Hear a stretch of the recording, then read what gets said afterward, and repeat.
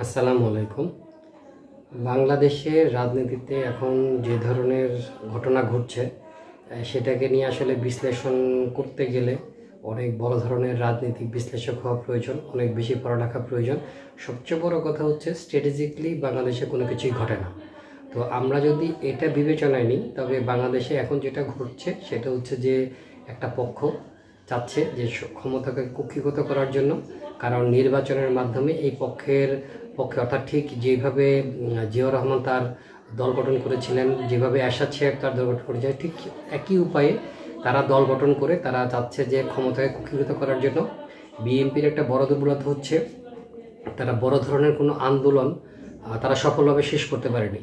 যেমন এই 2024-এ যে আন্দোলনটা হয়েছে সেই আন্দোলনটাতে বিএনপির ভূমিকা ছিল, কিন্তু বিএনপি আসলে শেষটা করতে পারেনি। আর শেষ না করতে পারার কারণে তারা কিন্তু এখনও ক্ষমতার স্বাদ পায়নি। হয়তো তারা বিভিন্নভাবে তাদের ক্ষমতা দেখাচ্ছে কিন্তু ক্ষমতার স্বাদ পায়নি। তো এইটুকুই বলা যায় যে বর্তমানে যেভাবে দল গঠন চলছে বা দল যেভাবে আসছে তাতে সরকার চাচ্ছে যে নির্বাচনটাকে দীর্ঘায়িত করার জন্য। যদি নির্বাচনটা যত দেরি করে করা যায় তাতে তাদের হয়তো রাজনৈতিক ফায়দা হাসিল হবে, ক্ষমতা কুক্ষিগত করার সুযোগ তৈরি হবে। কিন্তু সবচেয়ে বড় যে ক্ষতিটা হবে সেটা হচ্ছে বাংলাদেশের ক্ষতি হবে।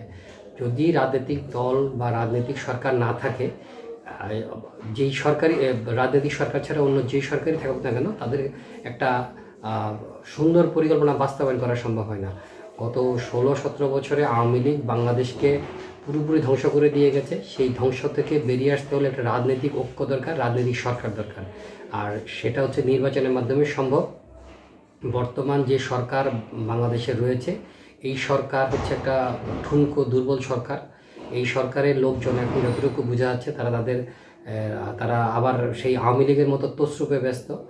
বিভিন্ন ধরনের ঘুষ বাণিজ্য কিংবা বদলি বাণিজ্যের সাথে তারা জড়িত। তো এই অবস্থা থেকে মুক্তি পেতে হলে অবশ্যই আমাদের রাজনৈতিক সরকারের হাতে ক্ষমতা হস্তান্তর করতে হবে। রাজনৈতিক সরকারের হাতে ক্ষমতা হস্তান্তরের ফলেই একমাত্র বাংলাদেশের নতুন ভবিষ্যৎ তৈরি হবে। এই সরকার যতই বলা হোক না কেন বিপ্লবী সরকার বা বিপ্লবের মাধ্যমে যে সরকার, আসলে এই সরকারের কোনো ম্যান্ডেট নেই। বেসিক্যালি এই সরকারে যারা এখন আছেন তারা বেশিরভাগ লোকই এই গত আন্দোলনের সাথে সরাসরি জড়িত ছিলেন না। দুই একজন জড়িত ছিলেন এবং দুই একজন যতটুকু জড়িত ছিলেন তারা ততটুকু সাফার করেনি যতটুকু দেশের জনগণ এবং অন্যান্যরা সাফার করেছে।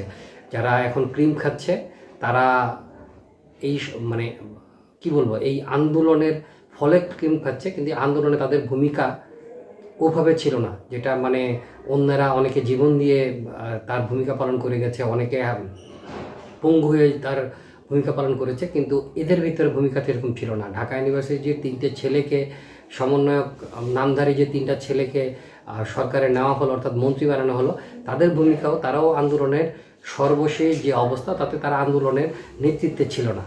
নেতৃত্ব অন্যভাবে পরিচালিত হচ্ছে, তারা তখন বন্দী ছিল। সব কিছু মিলিয়ে আমরা বলতে পারি যদি এই সরকার এক্ষুনি নির্বাচনের ব্যবস্থা না করে, যদি কোনো অজুহাতে শুধু সংস্কার অজুহাতে দীর্ঘায়িত করে, বাংলাদেশের জন্য ভালো হবে না, ওদের জন্য ভালো হবে না। বাংলাদেশ একটা সংঘাতময় পরিস্থিতিতে চলে যাবে। অতএব আমরা চাইব সরকার অবশ্যই একটা নির্বাচনের ব্যবস্থা করবে এবং সেটাই ডিসেম্বরের মধ্যেই। ধন্যবাদ।